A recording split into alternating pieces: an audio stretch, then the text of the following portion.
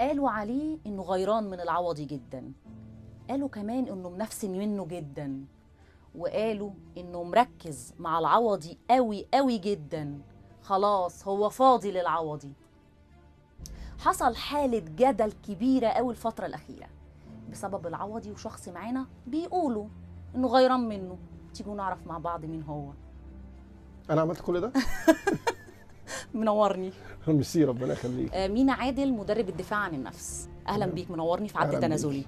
اتقال عنك كلام كتير قوي الفترة الأخيرة، حصل. وحصل عندك حالة جدل غير طبيعية على الصفحة، والكومنتات يعني كومنتات شرسة من محبين العوضي.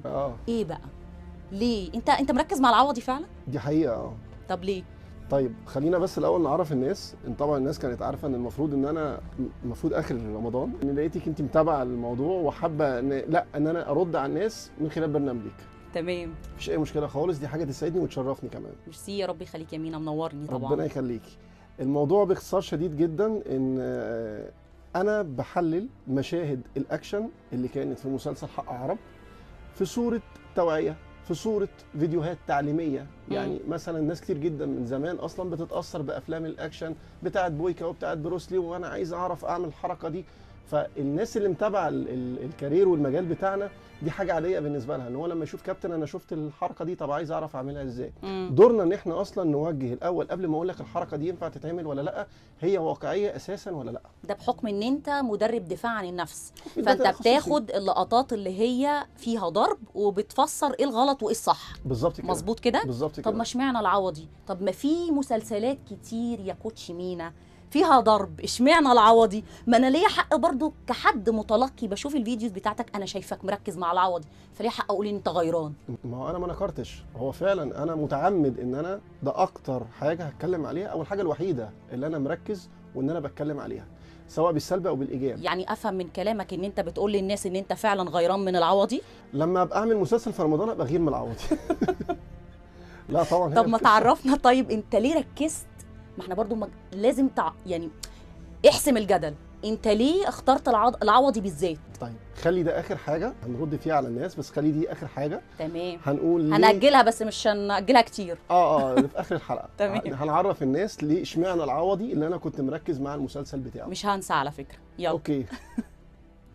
هقول لك سؤال وتجاوبني بصراحه. اوكي.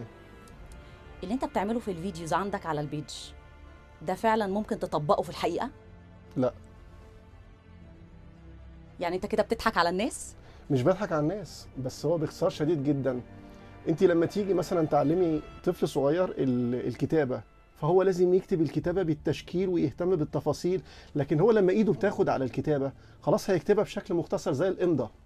لكن هل ينفع لما انا اعلم طفل يكتب اعلمه اول حاجه فورمه الامضه، ولا المفروض ان هو ياخد الموضوع باصوله بالقواعد الاساسيه بتاعته الاول؟ ازاي ان انا امشي على السطر، ان انا احط الثلاث نقط فوق السين مثلا عشان تبقى شين، فلازم يعرفها الاول بالظبط تبقى فورمال.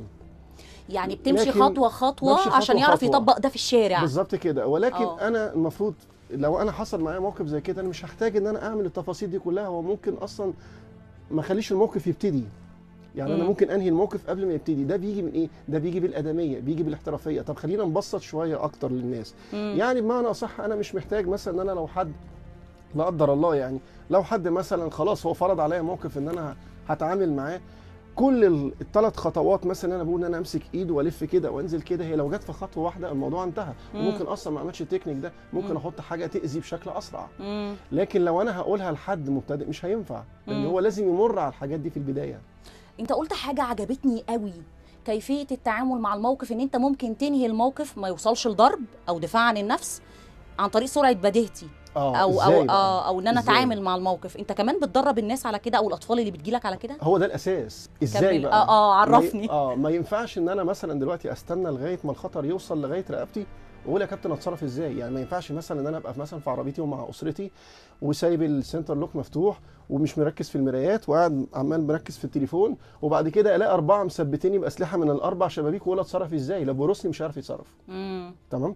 ولكن لو انا قافل السنتر لوك ومركز في المرايات ولقيت حركه مريبه ابتدي ان انا اخد حذري واتحرك، انا كده بوظت عليه اصلا البلان اللي هو حاططها، ان هو اصلا يخش ويثبتني او يخسر مني حاجه او يتعدى على اي حد من اسرتي. خلاص هيشوف حد غيري. دايما اللي داخل بيثبت او داخل بيسرق او داخل عايز يعمل اي حاجه فيها خطر، هو مستني الثغره من الضحيه عشان يخش له. لو الثغره دي ما لقاهاش مش هيدخل اصلا. فانت اصلا بتقفل الثغرات دي بالظبط كده على المجرم. ما ينفعش ان انا مثلا اخش في شارع هادي وما فيهوش اي حد وابقى ماشي، ولما الاقي حد كمان شكله مريب ما اخدش حذري واسيبه لغايه ما يقرب عليا، وبعد كده اقول اتصرف ازاي لو حاطط سلاح على رقبتي.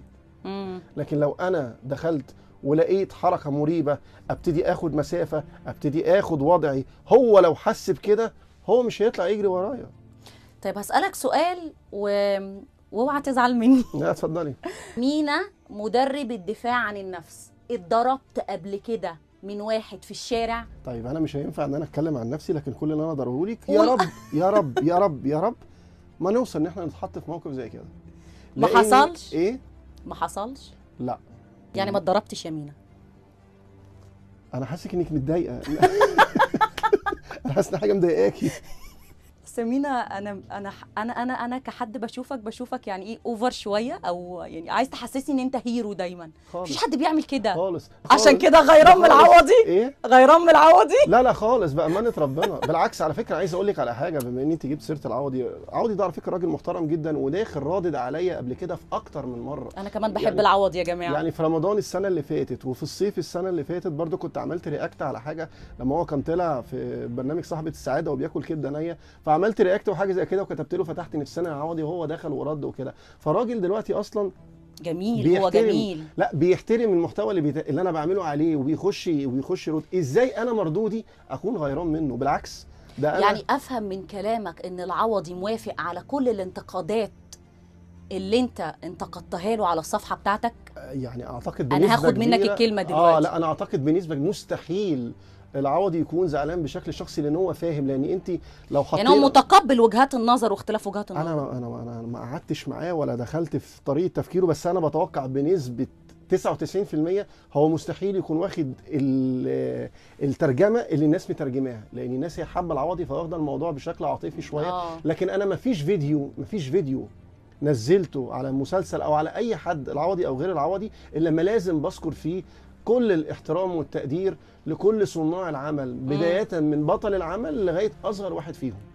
كده الناس ما تقولش ان انت بتقلل من العمل يا مينا، او بتقلل من قيمه المجهود بتاعت الناس. بقلل من العمل لما اقول كل الاحترام لكل فريق العمل، بقلل من العمل لما اقول انا ما اعرفش مين مصمم المعارك، لكن هو ايا كان هو مين فوق راسي وليه كل الاحترام. بقلل لما انا بقول وجهة نظري كحد ده متخصص اصلا في شغله، مش اكتر من كده. فين التقليل؟ انا عايز اقول لك هقول لك يا مينا، انا اسفه لو انا بقاطعك في نقاط معينه عشان ما توهش منك.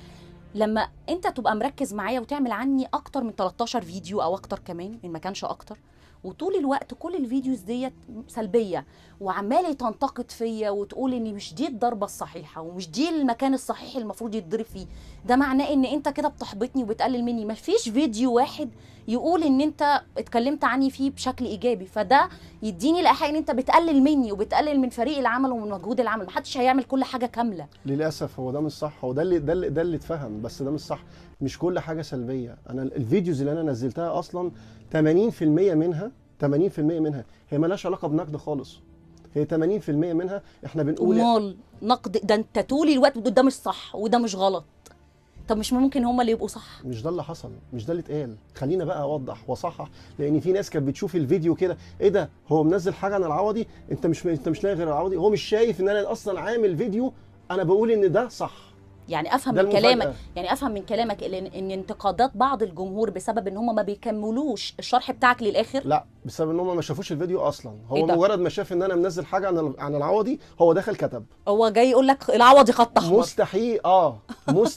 مستحيل لو حد فتح الفيديو هيهاجم. ليه بقى؟ لان في فيديو على سبيل المثال قلت ده بص ده لو انت عايز تعرف تتعامل ازاي مع الماسكه دي ابقى اتفرج على المشهد ده.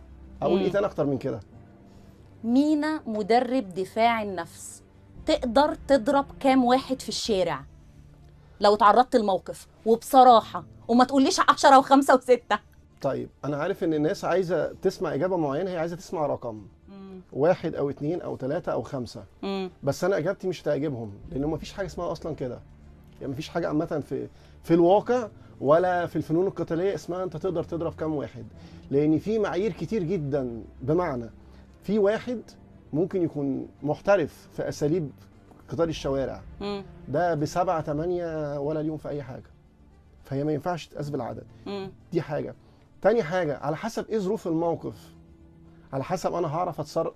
دي على فكره ده النورمال ده بتاع اي حد، يعني لو طبقتي الكلام ده على بروسلي، مفيش حاجه اسمها بروسلي يقدر يضرب كام واحد. يعني مينا مدرب دفاعي النفس اللي طول الوقت بيقول لنا حركات ندافع بيها عن نفسنا ونستخدم ذكائنا ازاي، وازاي ان يكون عندنا سرعه بديهه مع الموقف ونأمن نفسينا مع المجرم، وما نحاولش يكون في اي ثغرات. مش عارف يقول لي كام عدد الشباب اللي ممكن يضربهم في الشارع؟ طب ممكن اسال سؤال؟ اتفضل. هو مش بويكا وبروسلي وجاكي شان مش ساعات بيطلع في مشاهد في الافلام بيضرب 5 6 في 3 ثواني وممكن يقعد نص ساعه في قتال مع واحد بس؟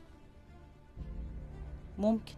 صح. يبقى اذا هي ليها علاقه بالعدد ولا ليها علاقه بامكانيات المقاتل اللي قدامي او الشخص اللي قدامي؟ احنا عايزين نعرف بقى امكانيات مينا عادل. على حسب اللي قدامي، على حسب اللي قدامي. ما انت ما تجيبليش على حسب امكانيات مجموعه الشباب اللي اتلمت عليك. تقصد يضرب كام شاب في الشارع عادي؟ عادي خالص. يبقى الله يسامحهم، عادي حرام، يبقى افترى مني لو ضربتهم. مش عايز تقول لي برضه ما هو مش مريح. مش موضوع مش مريح، بس هو لازم تبقى الاجابه منطقيه. ما دام قعدت معايا اتفقنا على الصراحه. بص هقول لك على حاجه، احنا طالما لو السؤال مش منطقي يبقى لازم تبقى الاجابه منطقيه. مفيش حاجه اسمها لو انا قلت انا اقدر اضرب 3 أو 4 أو 5، الكلام ده نطبقه في حاجه واحده في الافلام بس، لكن في الواقع مفيش حاجه اسمها كده. في الواقع على حسب ظروف الموقف. ظروف الموقف ده اللي انا اقدر اقوله. مينا، تحب تقول ايه لجمهورك اللي قالوا عليك ان انت منفسم من العوضي او غيران منه ومركز معاه قوي؟ جمهوري دي كلمه كبيره قوي، انا لسه ما وصلتش ان يبقى ليها جمهور. هم شويه متابعين، ناس محترمه جدا، وحتى الناس اللي بتخش تهاجم او الناس اللي بتكون منتقده دي برضو بتكون على راسي، مفيش اي مشكله خالص. ولكن انا حابب اوضح لهم ان انا عشان اوصل رساله، ان ناس كتير جدا كانت متخيله ان في اهداف واغراض من نزول الفيديوهات دي غير ان انا اوصل رساله توعيه للناس. عايز اقول لهم ان احنا هدفنا هو التوعيه، هدفنا ان انا افيد. انت شايف ان ده تمثيل، الناس كتير جدا كانت بتدخل يا عم احنا فاهمين ان ده تمثيل يا كابتن، احنا خلاص عرفنا ان ده مسلسل، سيبنا بقى نستمتع بالمسلسل. انت فاهم ان ده مسلسل بس غيرك مش فاهم ان ده مسلسل. مينا عادل بتوضح للناس دلوقتي انك لا غيران من العوضي ولا منفسن منه. طيب بما انك مش غيران من العوضي ولا منفسن منه، ليه ما انتقدتش محمد رمضان رغم ان هو عامل مسلسلات اكشن وفيها ضرب كتير؟ مين قال كده؟ ولا هو صاحبك؟ مين قال كده؟ السنه اللي فاتت في رمضان الكومنتات اللي بتقول، مش انا الناس، انا جايبه لك كومنتات الناس. نرد على الكومنتات ونقول لهم الناس اللي متابعاني من السنه اللي فاتت في رمضان ما كانش ورايا غير محمد رمضان في جعفر العمده، ما فيش مشهد اكشن ما حللناش التفاصيل بتاعته كلها. برضو جمهور محمد رمضان جمهور محمد رمضان خد الموضوع برضو على جوارحه، فاهماني؟ بس في النهايه هو ما نزلش حاجه السنه دي. لو كان نزل حاجه السنه دي كنت برضو هتكلم عليه. مينا، انت كنت موعد الناس ان انت في اخر رمضان توضح للناس كل الحقائق دي، ما وضحتش ليه؟ يعني في حد وفي كذا كومنت شفته انت ما طلعتش توضح ليه؟ لا، مش المفروض ان انت قلت حاجه تنفذها للمتابعين؟ لا، ما هو انا كنت واعد الناس ان انا هنزل فيديو. انا كنت واعد ان الناس اصلا الناس اللي متابعه الصفحه عندي كنت واعدهم ان انا هنزل فيديو وهرد فيهم على السؤال الاكثر طلبا، ان ليه اشمعنى. ولا انت عايز حاله الجدل تزيد يا مينا؟ حاله الجدل وجري ورا الترندات زي ما ناس كتير كانت بتكتب في الكومنتات، صح؟ هم اللي بيقولوا مش انا. اوكي، مفيش اي مشكله خالص. لو انا كان يفرق معايا جري ورا الترند او الشهره او ما كنتش شلت الفيديوهات كلها. يعني لو حد دخل على الصفحه دلوقتي مش هيلاقي ولا ماتيريال لمسلسل العوضي موجود، مع الرغم ان هم كمان لو هم متابعين الفيديوهات دي ان هي كانت جايبه مشاهدات عاليه جدا. يعني انت شلتها كلها لسبب واحد بس. ايه هو؟ عشان اثبت للناس ان انا مش فارق معايا المشاهدات ولا فارق معايا الترند. طب ما هو الناس هتستفيد ازاي؟ المفروض معلومات قيمه زي كده واخطاء كنت بتصححها المفروض تسيبها. لان مفيش حد في مصر ما وصلتلوش من الناس اللي متابعه الصفحه عندي الرساله. انا وصلت الرساله بكل الاشكال ان يا جماعه ده تمثيل، ما ينفعش ان احنا نحاول نطبقه في الحقيقه. لو انا كملت لك لما كنت بقول لك على موضوع محمد رمضان لما كان عمل مسلسل الاسطوره ولبس واحد مش عارف قميص النوم وكده، حصلت في اكتر من محافظه واكتر من منطقه شعبيه وقامت مصايب بالقصه دي. ففي ناس بتتاثر بالمشاهد دي وتحولها لحقيقه، ولكن انا مشكلتي معاك انت يا متلقي ان انت ما تاخدش الحاجات دي وتطبقها. خد المسلسل للترفيه، خد المسلسل للمشاهده وليس للاقتباس. كابتن مينا، بص سيبك من الرسائل وسيبك من الكلام ده كله، انت عملت كل ده عشان خاطر تطلع ترند؟ بصي باختصار شديد جدا، بصراحه. انا لو عايز اعمل ترند ما كنتش شلت كل الفيديوهات من على الصفحه يعني انت شلتها؟ كلها. ليه؟ عشان اوصل المسج دي ان انا مش فارق معايا. يعني انت ما شلتهاش عشان انت خايف من ايه؟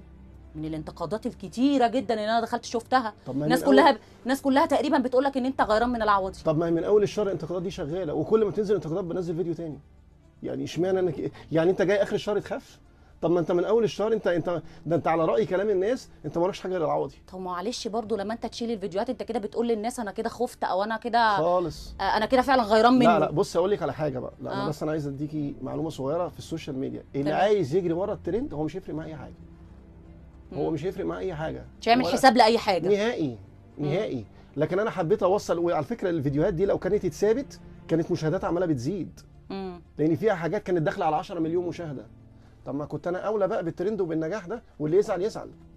لكن انا قلت للناس انا كان اهم حاجه عندي المسج ان انا اوصلها. بص هقول لك على حاجه، انا مش هجامل حد على حساب ضميري في شغلي. في بعض الكومنتات لناس بيقولوا لك انت بتعمل كده على العوضي عشان عايز تشتغل معاه، ده صح؟ بس قول بصراحه. طب هو بالاولى يعني لو انا عايز اشتغل معاه ما انا كنت اطلع اطبل له، كنت اطلع اجمل في كل حاجه واقول له انت اكس رقم واحد في كل حاجه، ما زعلوش مني لو انا عايز اشتغل معاه.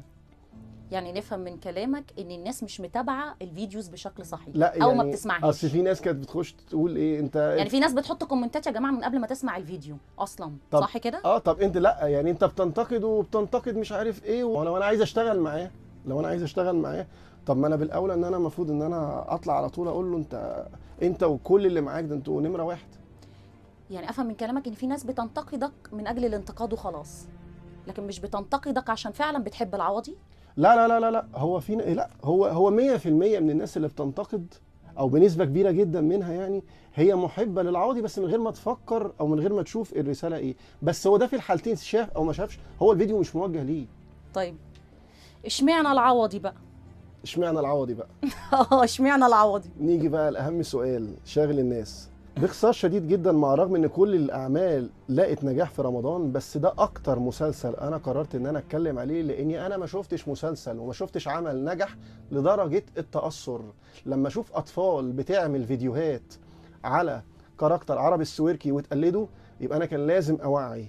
لما اشوف ناس وسواقين ميكروباص وناس من مناطق شعبيه ابتدوا ياخدوا الموضوع بشكل شخصي ولازم نجيب حق عرب ومتاثرين بالمسلسل، واشوف الرياكشنات واشوف الجمل دي ابتدت تتردد في الشارع، كل ده كلام جميل جدا وبيترجم حب للمسلسل ولصانع المسلسل والبطل المسلسل. بس في حاجات كده بين السطور لازم ننوه عنها، ان في ناس بتاخد الموضوع ويتقلب معاها جد. انا شفت مظبوط. انا محترمه كلامك ده. انا ما شفتش اطفال بصراحه راحوا قلدوا مثلا مسلسل اكس ايا كان المسلسلات كلها على راسي. تمام. عشان ما حدش يقول ان انا ايه بطلع المسلسل ده نجح عن بقيه المسلسلات. كل المسلسلات نجحت، ولكن مش كل المسلسلات اتقلدت.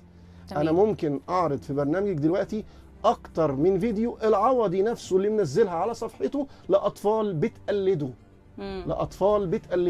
هنا لازم نعمل ستوب، هنا لازم ما يفرقش معايا اي هجوم من اي ناس، ولازم ارد واقول يا جماعه لازم نوعي.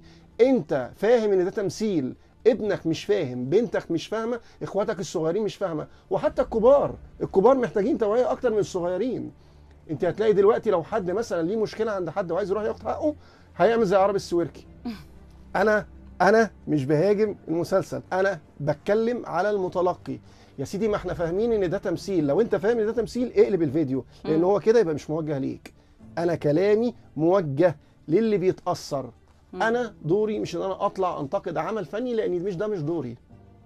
طيب كده افهم من كلامك ان انت موقفك ايجابي ونيتك ايجابيه، نيتك سليمه، انت مش غيران من العوضي زي ما البعض قال وزي ما ناس كتير قالت، مش منفسن منه ومش مركز منه. هقول لك على حاجه، هو برضه يتغار منه برضه يا مين. ما انا هقول لك راجل جميل طبعا بامانه ربنا هو ده اسمر جدع وعينه سمراء. ليه كل الاحترام العوضي، واوعدكم ان انا هغير منه اول ما اعمل مسلسل في رمضان. تمام. لكن انا مش بتاع مسلسلات. ما هو مش شرط على فكره تكون ممثل عشان تغير منه. امال في رجاله بتغير من بعضها، انت مفكر كده؟ انت مفكر ان الستات بس اللي بتغير من بعضها ولا لا يا مين؟ لا كلامك صح. طب انا بصوا اقول لك على حاجه، انا معاكم في اي حاجه. قول عليا بغير، قول عليا بجري ورا الترند، قول عليا اي حاجه، بس ركز في الرساله. توصل تمام. لك المسج. انا ما عنديش مشكله خالص، انا سبت الكومنتات، انا حتى ما عملتش فلتره للكومنتات، انا سبت كل واحد يخش. متصالح انت مع كل الكلام ده؟ طب مش- حلو قوي. انا المقصد مش ده تارجتي، احنا صفحه مش هدفها ان هي تنزل الصوره وتشوف بتجيب كام لايك. تمام. احنا بنشوف المسج وصلت لكام واحد. هسألك سؤال وهقفل بيه الحلقة أو اتفضلي. هختم بيه الحلقة. ليه وافقت تصحح كل المعلومات دي عندي في برنامجي؟ لان انا جيت في البرنامج اللي هو اصلا دوره ان هو بيصحح الشائعات والمعلومات المغلوطه. الله، أنا كده مبسوطة. بجد. عشان كده انت لما دعيتيني انا ما فكرتش، انا كده متشكرة اصلا جداً. ربنا يخليك. كنت ناوي ان انا اوصل المسج دي في فيديو عادي للمتابعين، بس لقيت ان من خلال برنامجك هتبقى افضل. متشكرة جدا، وطبعا دي شهادة أعتز بيها من مينا، شخص يعني مجتهد إيجابي. وطبعا احنا حاولنا النهاردة نفهم للناس الحاجات اللي هم فاهمينها غلط. مينا عادل فهمكم النهارده، هو مش منفسن ولا مركز مع العوضي خالص، هو كان بس موقفه إيجابي وهدفه إيجابي، لا أكتر ولا أقل. بنشكركم جدا، واستنونا في حلقة جديدة من برنامجكم اللذيذ قوي بتاع الشائعات وتصحيح المعلومات المغلوطة، عد تنازلي.